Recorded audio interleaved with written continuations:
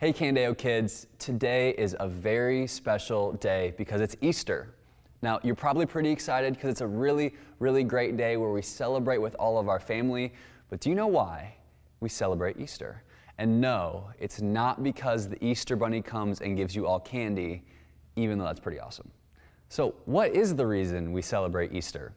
Well, this morning we're going to find out, which means we have to be awake and alert and ready to learn, which means we got to get the brain juices flowing. So you know the drill. Get up out of your seats, in front of your couch, in front of your TV, and get the whole family around you so we're all ready to learn this morning. Now, to start off, here's what I want you to do. I want you to hold out with your fingers how old you are. So if you're 4 years old, you'd hold out 4 fingers, just like that. And if you're 2 years old, you would hold up 2 fingers. Got it? You guys are doing a great job. Now, that number that you were holding up, that's the number of jumping jacks that we're going to do this morning. So if I held up 2 fingers, I would do 2 jumping jacks. If I held up 6 fingers, I'd do 6 jumping jacks. Now, I know what you guys are wondering. You're thinking, Mr. Drew, how many jumping jacks are you going to do? Well, since I'm an old man, I have to do 23 jumping jacks. I don't even know if I can count that high. So everybody get ready, get some space around you, and we'll all start together. Ready? Count with me. 1, 2, 3, 4, 5, 6, 7, 8, 9, 10, 11, 23. All right, we made it all the way, and I'm really tired, but honestly, I can tell my brain juices are flowing. So you guys can go ahead, take a seat, get comfortable, and I am going to read you guys a story this morning. The story I'm going to read you today is about the very first Easter. And it comes from this book, the Jesus Storybook Bible. And you might have this at your house. And so if you do, you can find this exact same story within the pages of this book. So I'm going to read to you, snuggle in with your families, and listen as we learn about the very first Easter. So you're a king, are you? The Roman soldiers jeered. Then you'll need a crown and a robe. They gave Jesus a crown made out of thorns and put him in a purple robe and pretended to bow down to him. Your Majesty, they said. Then they whipped him and spat on him. They didn't understand that this was the Prince of Life, the King of heaven and earth who had come to rescue them. The soldiers made him a sign, our King, and nailed it to a wooden cross.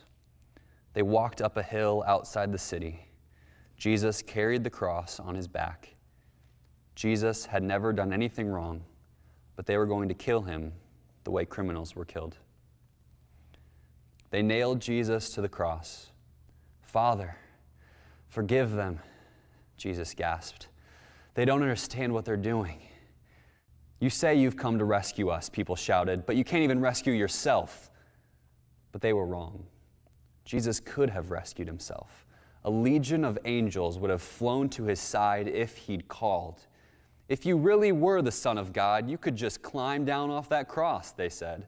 And of course, they were right. Jesus could have just climbed down. Actually, he could have just said a word and made it all stop. Like when he healed that little girl and stilled the storm and fed 5,000 people. But Jesus stayed.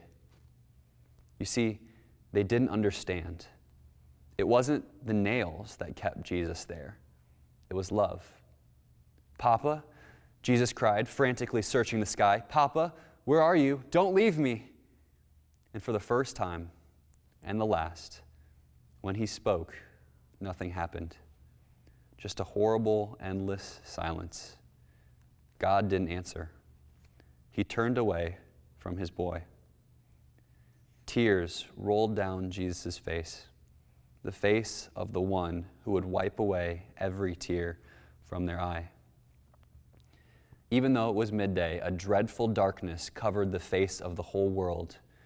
The sun could not shine. The earth trembled and quaked. The great mountains shook. Rocks split in two, until it seemed that the whole world would break, that creation itself would tear apart. The full force of the storm of God's fierce anger at sin was coming down on his own Son instead of his people. It was the only way God could destroy sin and not destroy his children whose hearts were filled with sin. Then Jesus shouted out in a loud voice, "It is finished." And it was. He had done it. Jesus had rescued the whole world. "Father," Jesus cried, "I give you my life." And with a great sigh, he let himself die. Strange clouds and shadows filled the sky, purple, orange, black, like a bruise. Jesus' friends gently carried Jesus. They laid Jesus in a new tomb carved out of rock. How could Jesus die? What had gone wrong? What did it mean?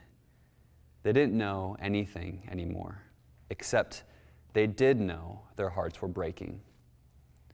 "That's the end of Jesus," said the leaders. But just to be sure, they sent strong soldiers to guard the tomb. They hauled a huge stone in front of the door to the tomb so that no one could get in or out. So we're going to pause there, and I want you to discuss with your families, why did Jesus stay on the cross? We'll give you a little bit of time to talk about that now.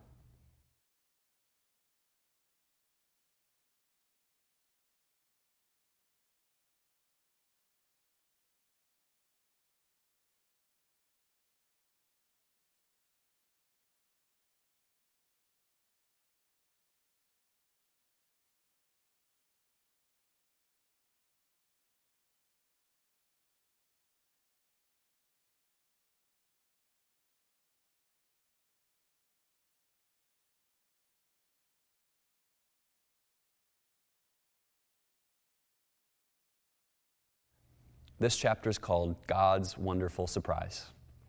Jesus' friends were sad. They could never see their best friend again. How could this happen? Wasn't Jesus the rescuer? The king God had promised? It wasn't supposed to end like this. Yes, but whoever said anything about the end? Just before sunrise on the third day, God sent an earthquake and an angel from heaven. When the guards saw the angel, they fell down with fright. The angel rolled the huge stone away, sat on top of it, and waited.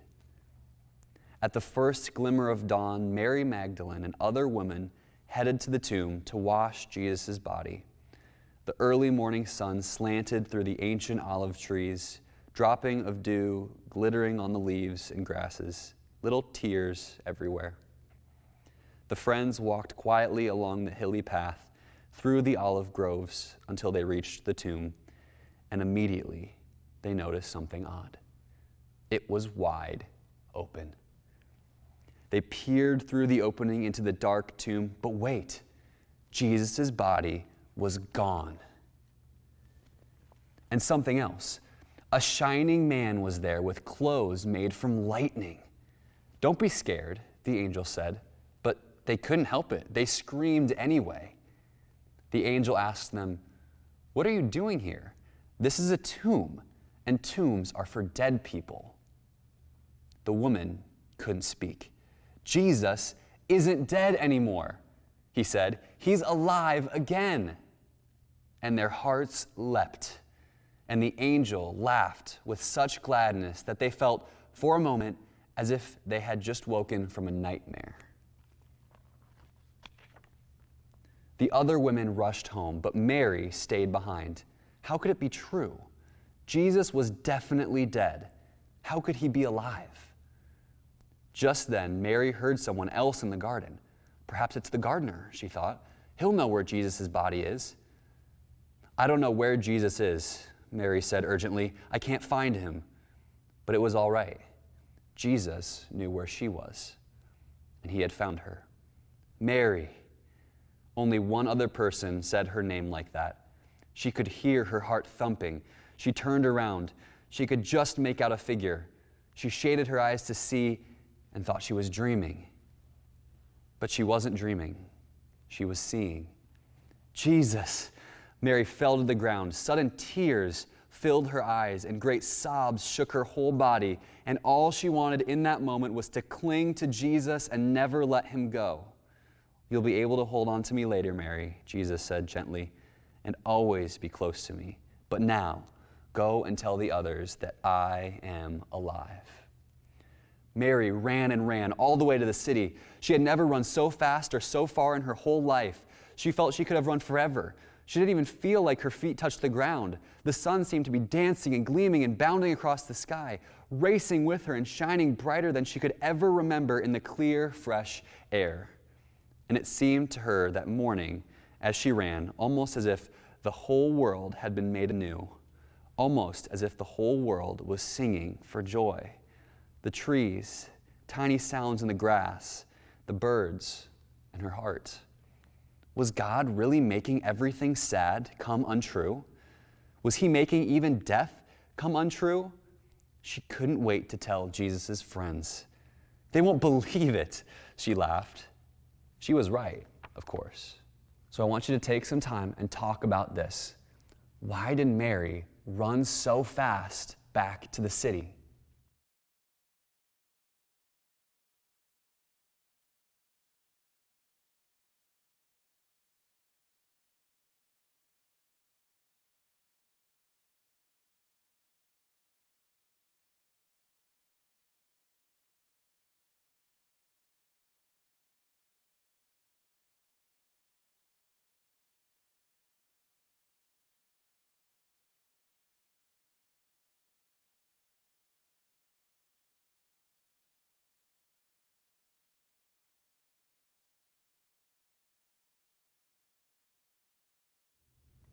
The last chapter we're going to read is called Going Home. Jesus' friends were afraid. So they were hiding in an upstairs room with a door bolted shut. But that didn't stop Jesus. He walked straight through the wall. "It's a ghost!" Thomas screamed and hid under the table. But it wasn't a ghost. "I'm hungry," Jesus said. "What's for lunch?" Peter gave him a fish. They all hung back and watched him eat it. "This can't be," they were telling themselves. "It's impossible. It's not happening." But it was, right in front of them. Here's the last thing I want you guys to talk about together. What happened that made Jesus' friends think, it can't be, it's impossible? Talk about that now.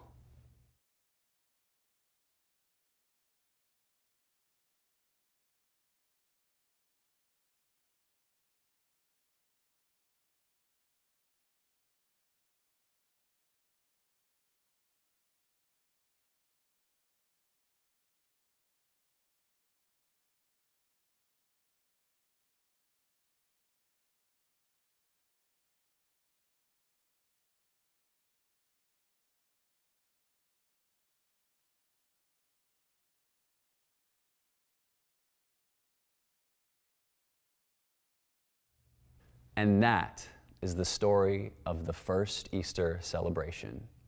And today, we celebrate that Jesus is alive. The tomb is empty, and just like Mary, our hearts sing with joy because Jesus accomplished the rescue plan that God had for us.